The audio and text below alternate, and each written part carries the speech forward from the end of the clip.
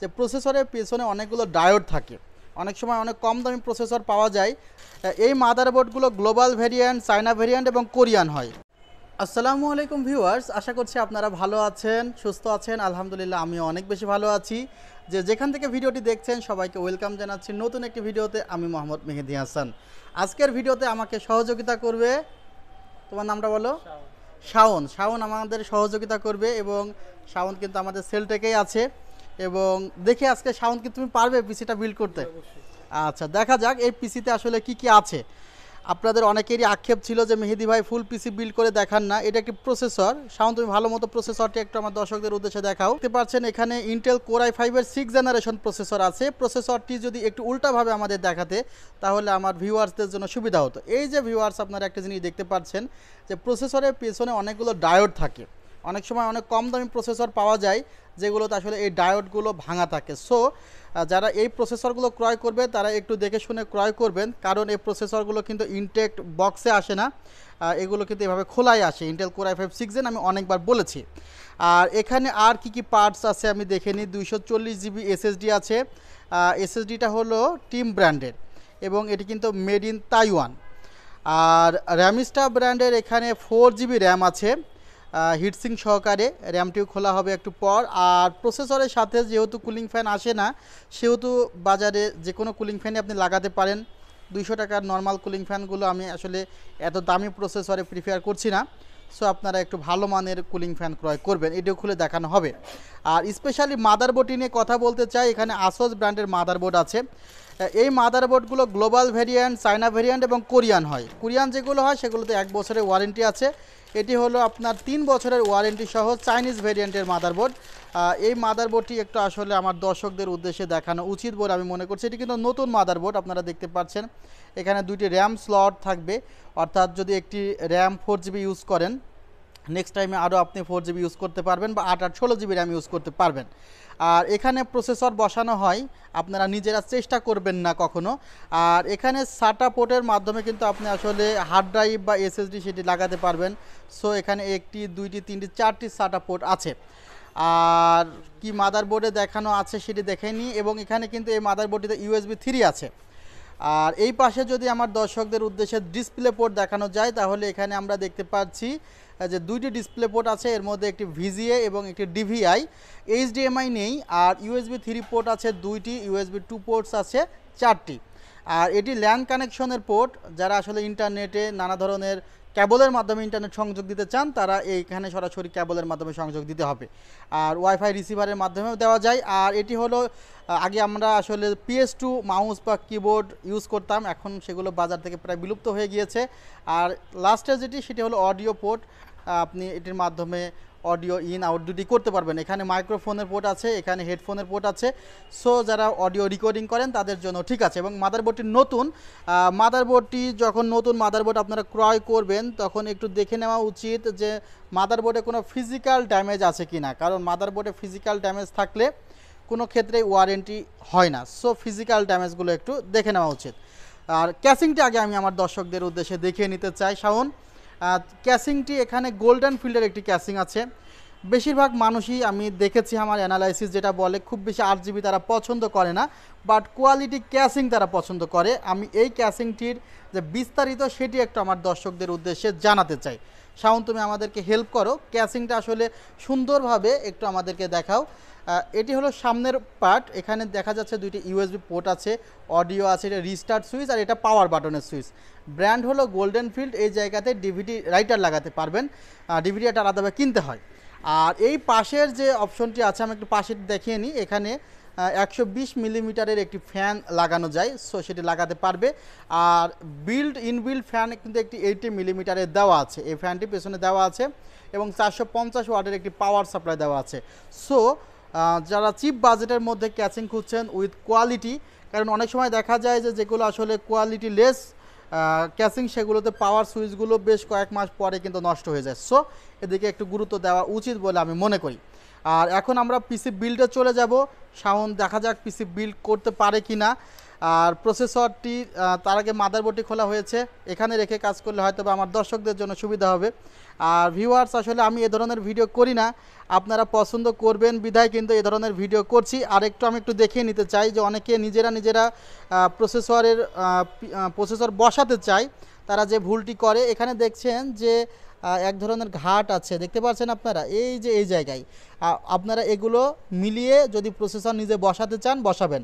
যদি আপনি এটা উল্টা বসান তাহলে কিন্তু হয়তো বসবে, বসার পরে আপনি যখন এটা দিয়ে চাপ দিবেন তখন কিন্তু পুরো প্রসেসরের পিনগুলো বাঁকা হয়ে যাবে। সো শাওন, এটি তুমি তোমার কাজগুলো করতে থাকো, আমি আমার দর্শকদের উদ্দেশ্যে আসলে দেখিয়ে ফেলেছি।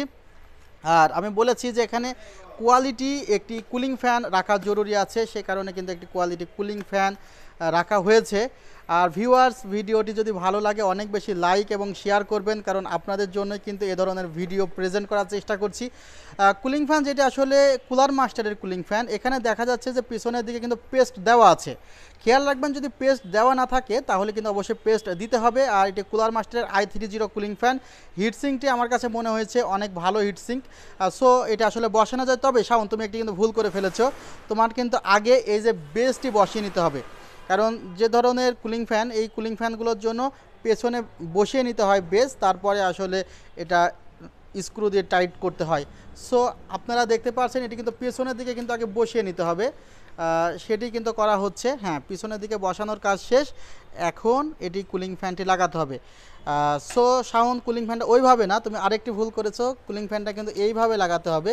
কারণটা হলো এই পাশের যে কেবলটি আছে সেটি কিন্তু এই পাশে সিপিইউ ফ্যানের যেই কেবলটি, যেন আমাদের কেবলিং করা সহজ হয়, সেই কারণে কিন্তু আমরা এটি করার চেষ্টা ভাবনা করছি। আই থিঙ্ক ভিউয়ার্স, ভিডিওটি আপনাদের ভালো লাগবে।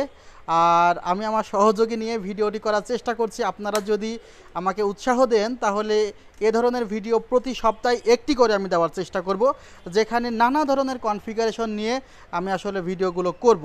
সো আপনারা যারা সঙ্গে আছেন সঙ্গে থাকবেন, আর সে নাটটি আসলে স্ক্রুটি টাইট দিতে থাকুক, ততক্ষণে আমরা অন্যান্য প্রোডাক্টগুলো একটু খুলতে থাকি, দেখা যাক কী প্রোডাক্ট আছে। ভিউয়ার্স, আপনারা কিন্তু অতিরিক্তভাবে প্রেশার দিবেন না কুলিং ফ্যানের উপরে, যতটুকু আসলে স্ক্রু ড্রাইভার দিয়ে করা যায় টাইট ততটুকুই টাইট করবেন। বেশি করতে গেলে কিন্তু সেক্ষেত্রে প্রসেসরের ক্ষতি হওয়ার সম্ভাবনা আছে। আমরা এখানে একটি র্যাম লাগিয়ে ফেলছি, এটি হলো 4GB র্যাম।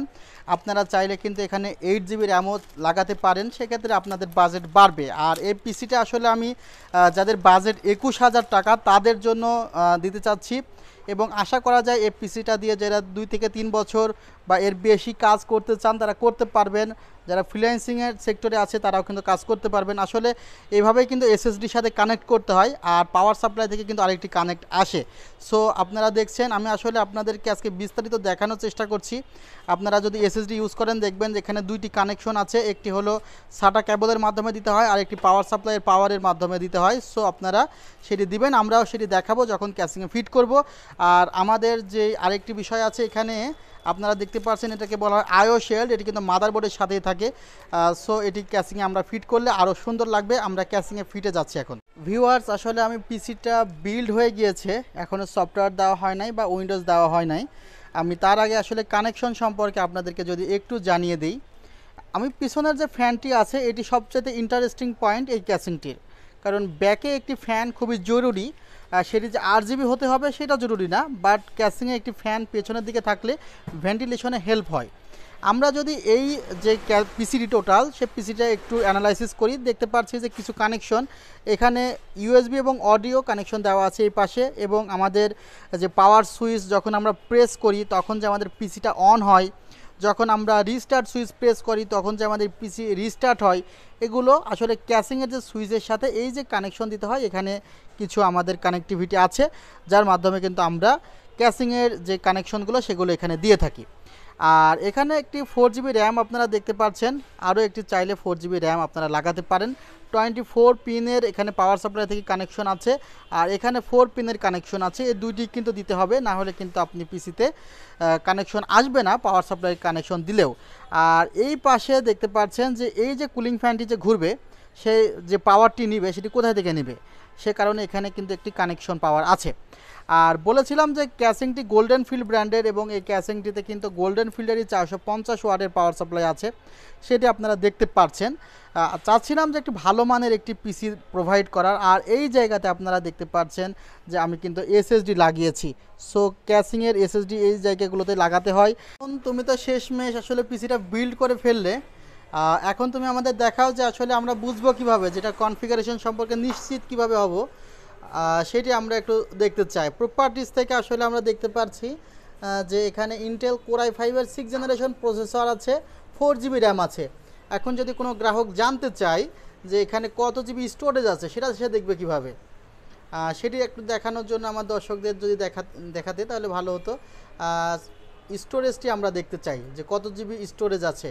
আর এখানে দেখা যাচ্ছে যে 222 জিবি স্টোরেজ আছে, আর এখানে 598 MB, সেটি আসলে আলাদাভাবে রাখতে হয়। আর এখানে যেটি 29.4 দেখছেন, সেটি আসলে আমাদের যে পেন ড্রাইভ আছে ওখানে, সে পেন ড্রাইভের জন্য দেখাচ্ছে। সো আমাদের এখানে টোটাল কত জিবি আছে আমরা দেখেছি, সিস্টেম দেখেছি, এবং আমরা কিছু অ্যাপস এখানে ইনস্টল করেছি, এখানে সফটওয়্যার ইনস্টল করেছি। আমরা সফটওয়্যারগুলো একটু দেখতে চাই যে এই পিসিটা দিয়ে আসলে কি কাজগুলো করা যাবে। এখানে ফটোশপের CS ভার্সন আছে, তুমি এটা একটু অন করো। যদি কোনো দর্শক মনে করে যে ফ্রিল্যান্সিংয়ের ক্যারিয়ার সে গঠন করতে চায় এবং সে এই কাজের জন্য পিসি বিল্ড করতে চায়, সে করতে পারে। আমরা সফটওয়্যারগুলো যেগুলো তার রিকমেন্ডেড সেগুলো আমরা দিয়ে দিব। আমরা এখানে যে মনিটরটি ব্যবহার করেছি সেখানে গিগাসনিক ব্র্যান্ডের একটি মনিটর। চেষ্টা করছি দর্শক যে আসলে এই পিসিটা দিয়ে কি ধরনের কাজ আপনারা করতে পারবেন সেগুলো দেখাতে। আর এটি ফার্স্ট টাইম ওপেন হচ্ছে সফটওয়্যারটি, সে কারণে একটু সময় লাগতে পারে, তারপরে আমরা কিন্তু এখানে ব্যবহার করেছি। সো আপনারা ফটোশপের যে আপডেট ভার্সন, প্রায় এটি কি ভার্সন ইউজ করা হয়েছে, CS6 ব্যবহার করা হয়েছে, অর্থাৎ CS6 কিন্তু ব্যবহার করতে পারবেন। এটি কিন্তু ফটোশপের ওয়ান অফ দ্য একটা আপডেট ভার্সন। সো আর কি আছে এখানে, আর যে সফটওয়্যারগুলো আছে তার মধ্যে দেখা যাচ্ছে অভ্র আছে, বিজয় 52 আছে। সো টোটালি একটি পিসি ইউজের জন্য যেগুলো দরকার আছে সবগুলো এখানে আছে। আশা করছি আপনাদের ভালো লেগেছে। যদি এ ধরনের ভিডিও আরও চান তাহলে অবশ্যই সাবস্ক্রাইব করে চ্যানেলটির সঙ্গে থাকুন।